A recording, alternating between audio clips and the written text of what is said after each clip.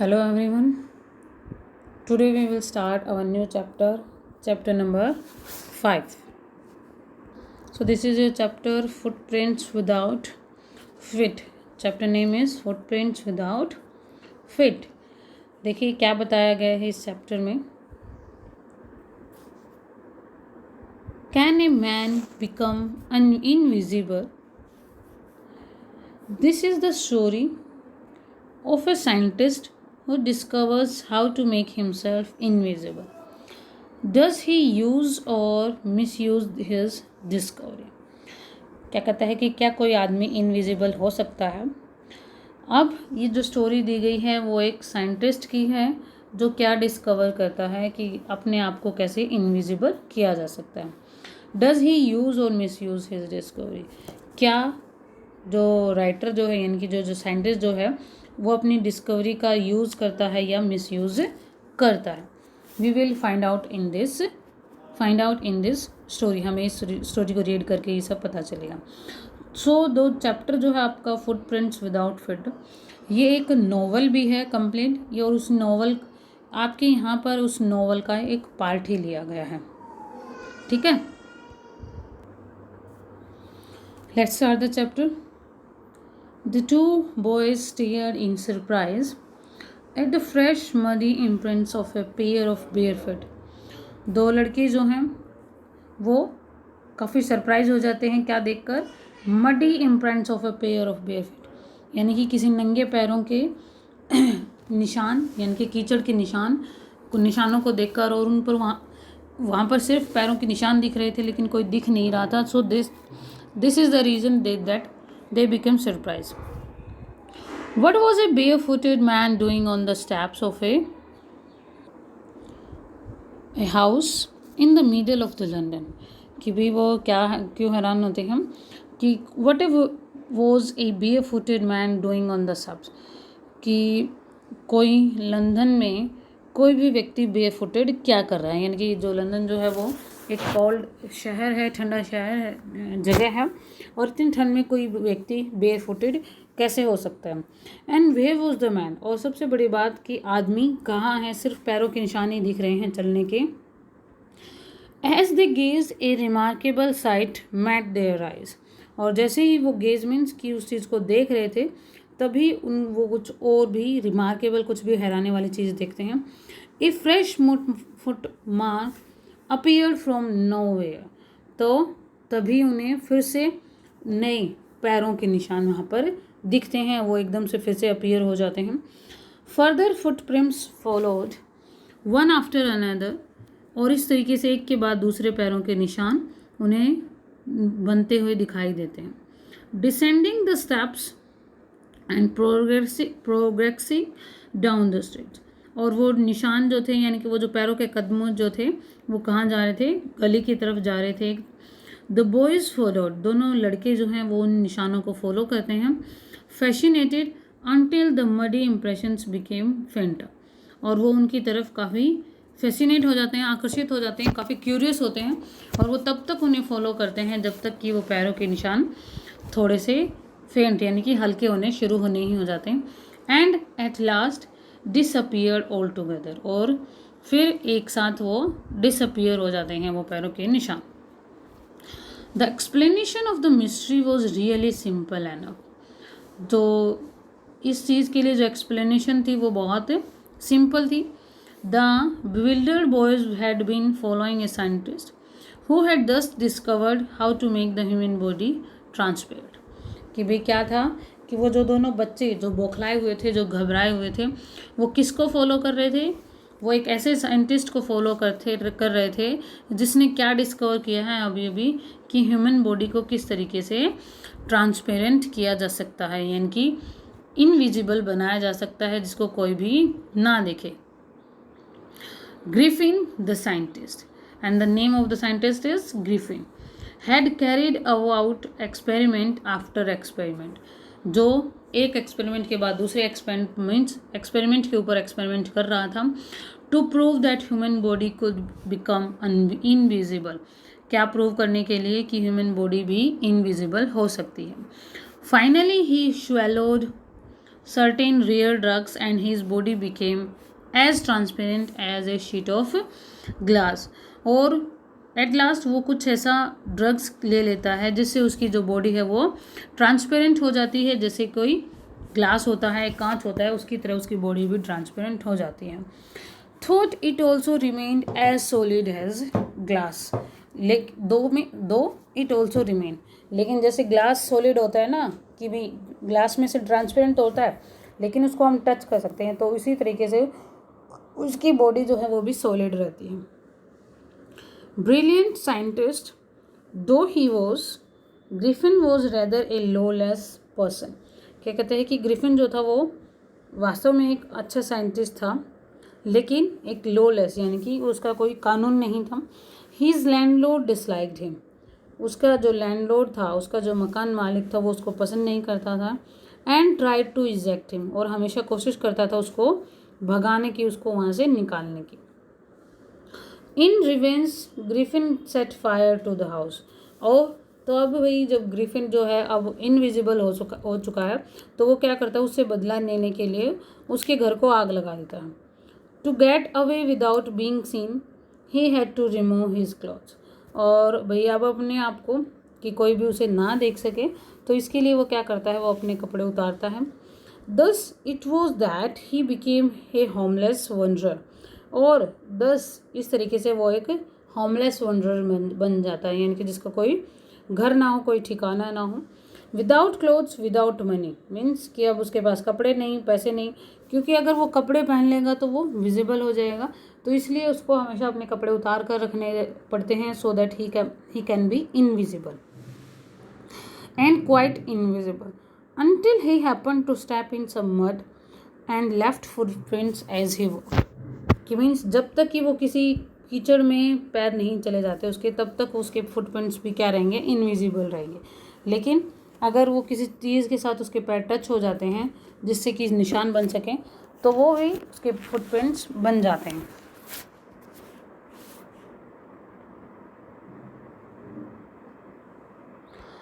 He escaped easily enough from the boys who followed his footprints in London. और इसी तरीके से जो लड़के उसको फॉलो कर रहे थे वो उन लड़कों से भी क्या कर लेता है, ईजिली बच निकलता है. क्योंकि भाई थोड़ी देर बाद क्या था, वो जो कीचड़ उसके पैरों में लगा हुआ था वो निकल जाता है, और जैसे ही कीचड़ निकल जाता है तो उसके पैरों के निशान बनने बंद हो जाते हैं. But his adventures were by no means over. He had chosen a bad time of the year to wander about London without clothes. लेकिन उसका जो एडवेंचर था, यानी कि जो उसका अभी घूमना फिरना था, वो अभी तक ख़त्म नहीं हुआ था. क्यों? क्योंकि अब उसे लंदन में बिना क्लॉथ्स के घूमना पड़ रहा था. And it was a mid winter, और अब काफ़ी ठंड का टाइम था, तो it was not possible for him कि वो ऐसे घूम सके. The air was bitterly cold and he could not do without clothes. हवा जो थी वो काफ़ी ठंडी चल रही थी, इसलिए वो ज़्यादा लंबे टाइम तक बिना कपड़ों के नहीं रह सकता था. Instead of walking about the streets, he decided to slip into a big London store for warmth. तो क्या सोचता है भाई कि गलियों में घूमने की बजाय वो किसी बड़े से स्टोर में जाकर अपने आप को गर्मी दे. Closing time arrived. अब स्टोर का जो था वो क्लोजिंग टाइम आ चुका था बंद करने का.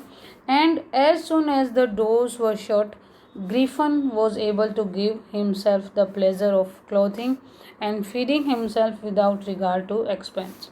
और जैसे ही उसको बंद करने का टाइम होता है, जैसे ही दरवाजे बंद किए जाते हैं, तो ग्रिफिन जो है वो अपने आप को कपड़ों के साथ प्लेजर खुशी देता है, यानी कि स्टोर बंद होने के बाद वो कुछ कपड़े डाल लेता है और अपने आप फीडिंग हिमसेल्फ कुछ खाता है.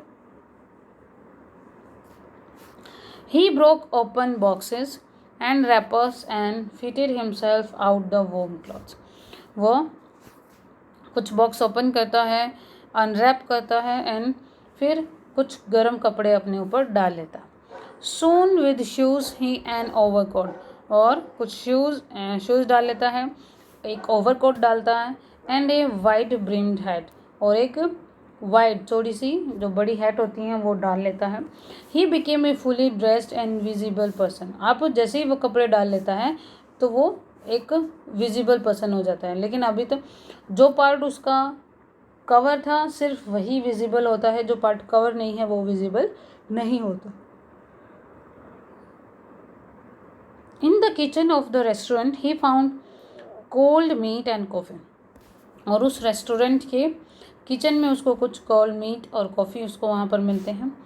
And he followed up the meal with sweets and wine taken from the grocery. फिर तो वो मील के बाद कुछ स्वीट्स, कुछ वाइन और ग्रोसरी स्टोर से निकालता है। Finally he settle down to sleep on a pile of quilts. और फिर फाइनली लास्ट में सब कुछ खा पी कर वो जो पाइल ऑफ क्विल्ट्स, कंबल का जो ढेर बना हुआ था, उनके ऊपर वो सो जाता है।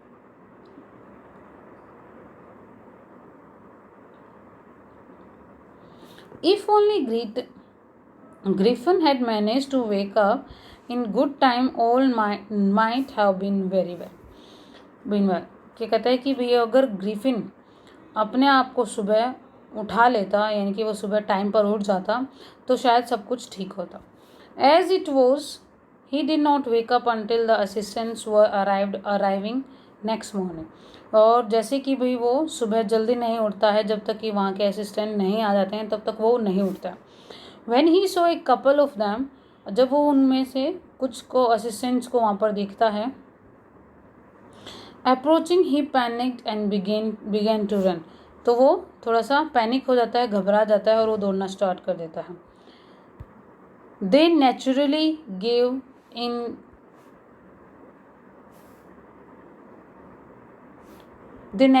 Gave chase. और वो उसका पीछा करते हैं, यानी कि जो असिस्टेंट आते हैं वो उसका पीछा करते हैं ग्रिफिन का। In the end he was able to escape only by quickly taking off his newly found clothes.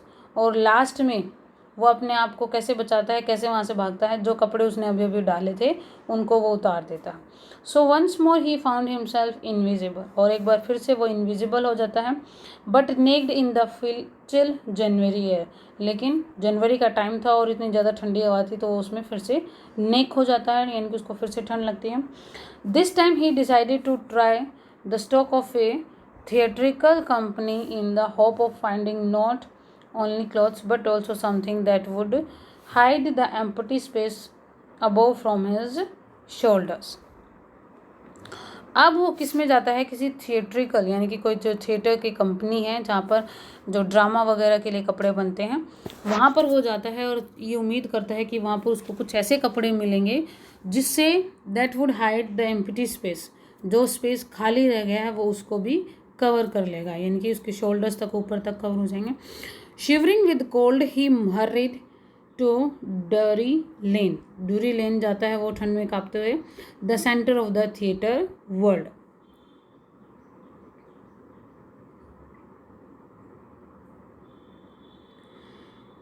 He soon found a suitable shop. और जल्द ही उसे एक अच्छी सी शॉप मिल जाती है। ही मेड हिज वे, अपना रास्ता बनाता है, invisible upstairs and came out a little letter wearing bandages round his forehead. और वो रास्ता बनाते हुए ऊपर जाता है और थोड़ी देर के बाद अपनी राउंड फोरहेड के चारों तरफ वो बैंडेजेस लपेट लेता है। डार्क ग्लासेस, डार्क कलर के ग्लास डाल लेता है, एक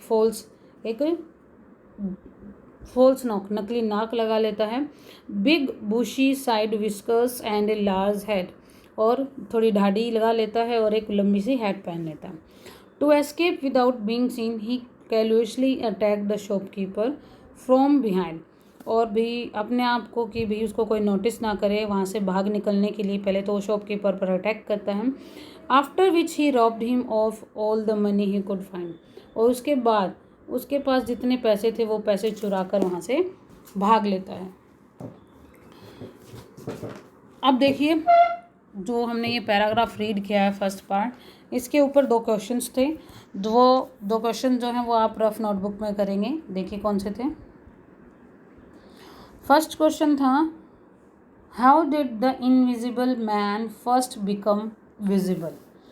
कि जो इनविजिबल मैन जो है वो पहली बार किस तरीके से विजिबल होता है, ठीक है, यानी कि पहली बार वो कैसे दिखाई देता है। Why was he wandering the streets, वो गलियों में इधर उधर क्यों घूम रहा था। ये 2 क्वेश्चन हैं जो अपने आप से आप करेंगे।